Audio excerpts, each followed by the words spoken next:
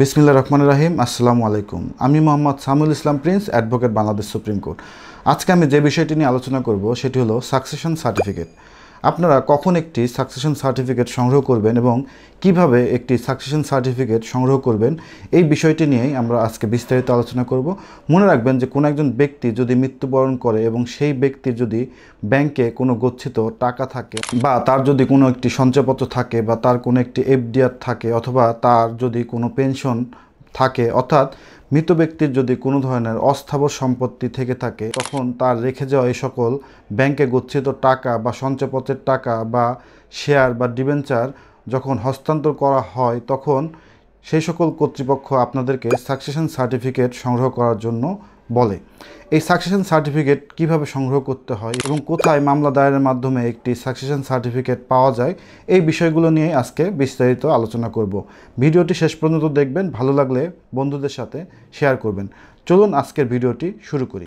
কোনো একজন ব্যক্তি মৃত্যুবরণ করলে তার ব্যাংকে রেখে যাওয়া টাকা বা কোনো অস্থাবর সম্পত্তির মালিকানা প্রাপ্তির জন্য আদালতে মামলা দায়েরের মাধ্যমে সাকসেশন সার্টিফিকেট গ্রহণ করতে হয়। মৃত ব্যক্তির ব্যাংকে গচ্ছিত টাকা অথবা তার শেয়ার অথবা ডিবেঞ্চার অথবা মৃত ব্যক্তির কোনো যদি গাড়ি থাকে বা মৃত ব্যক্তির যদি কোনো ধরনের অস্থাবর সম্পত্তি থেকে থাকে অথবা মৃত ব্যক্তির যদি কোনো পেনশন থেকে থাকে বা মৃত ব্যক্তির মৃত্যুকালীন যদি কোনো সুযোগ সুবিধা থেকে থাকে, তবে সেই মৃত ব্যক্তির উত্তরাধিকারগণ সেই সকল সম্পত্তি অর্থাৎ অস্থাবর সম্পত্তি প্রাপ্তির ক্ষেত্রে আদালতে মামলা দায়েরের মাধ্যমে একটি সাকসেশন সার্টিফিকেট গ্রহণ করতে হয়। 1925 সালের সাকসেশন অ্যাক্টের 370 থেকে 389 ধারায় সাকসেশন সার্টিফিকেটের বিষয়টি উল্লেখ করা হয়েছে। মৃত ব্যক্তি যদি মুসলিম হয়ে থাকে, তবে মৃত ব্যক্তির ওয়ারিশরা ইসলামিক ফারায়েজ অনুযায়ী তাদের নির্ধারিত অংশ মোতাবেক বিজ্ঞ আদালতে আবেদনের প্রেক্ষিতে সাকসেশন সার্টিফিকেট পেতে পারে।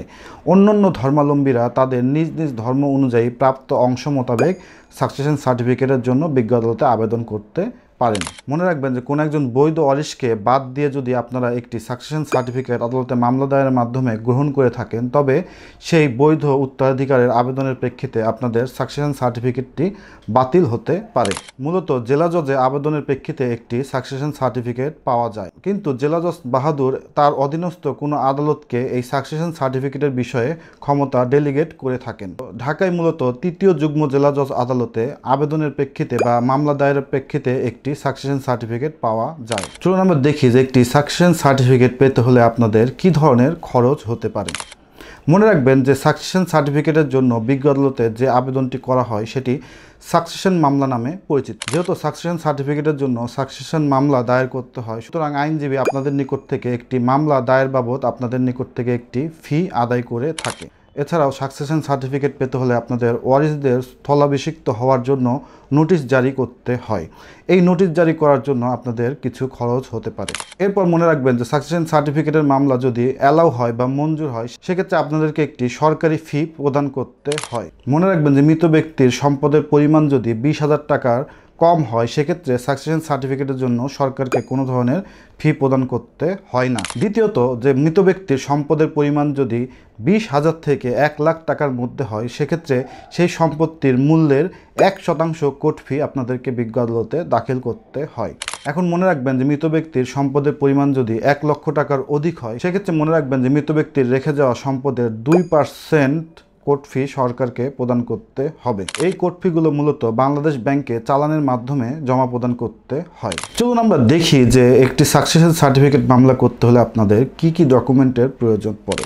ইউনিয়ন হলে ইউনিয়ন পরিষদের, পৌরসভা হলে পৌরসভার, সিটি কর্পোরেশন হলে সিটি কর্পোরেশন মেয়রের একটি ওয়ারিশ সার্টিফিকেটের প্রয়োজনীয়তা রয়েছে সাকসেশন সার্টিফিকেট মামলা দায়েরের ক্ষেত্রে। এছাড়াও মৃত ব্যক্তির মৃত্যু সনদ আপনাদেরকে আবেদনের সাথে জমা প্রদান করতে হবে। এছাড়াও অনেক সময় হাসপাতালের মৃত্যু সনদ অথবা কবরস্থানের দাফন কাফনের সনদ আপনাদের মামলার সাথে সংযুক্ত করতে হতে পারে। এরপর আবেদনকারী অর্থাৎ প্রত্যেক ওয়ারিশের ভোটার আইডি কার্ড থাকলে ভোটার আইডি কার্ড, অথবা যদি ভোটার আইডি কার্ড না থাকে সেক্ষেত্রে অনলাইন জন্ম নিবন্ধন আপনাদের আবেদনের সহিত সংযুক্ত করতে হবে। এরপর যে গুরুত্বপূর্ণ ডকুমেন্টটি আপনাদের প্রয়োজন পড়বে সেটি হচ্ছে মৃত ব্যক্তি যে সম্পত্তি রেখে গেল সেই সম্পদের একটি বিবরণ। এক্ষেত্রে মনে রাখবেন, যদি ব্যাংকে গচ্ছিত টাকা হয় বা সঞ্চয়পত্র হয় বা এফডিআর হয়, সেক্ষেত্রে ব্যাংক স্টেটমেন্ট অথবা এফডিআর এর কপি আপনার আবেদনের সাথে সংযুক্ত করতে হবে। এছাড়াও মৃত ব্যক্তির সম্পদ যদি একটি গাড়ি হয়ে থাকে, তবে সেক্ষেত্রে কোনো একটি গাড়ির শোরুম থেকে গাড়ির একটি মূল্যায়ন করে তার একটি প্রত্যয়নপত্র বিজ্ঞ আদালতে জমা প্রদান করতে হবে।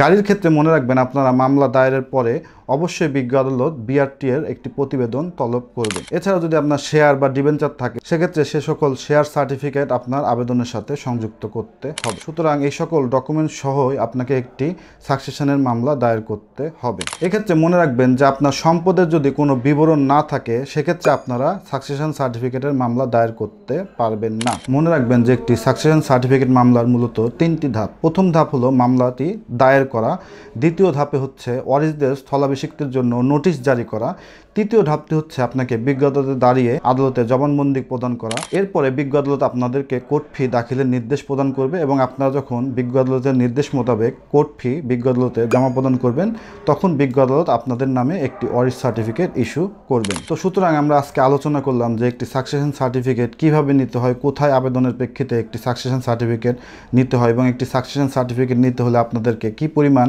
কোর্ট ফি বিজ্ঞ আদালতে জমা প্রদান করতে হয় এবং একটি সাকসেশন সার্টিফিকেট মামলার জন্য কি কি ডকুমেন্টের প্রয়োজনীয়তা রয়েছে। তো ভিডিওটি শেষ পর্যন্ত দেখার জন্য ধন্যবাদ। আসসালামু আলাইকুম।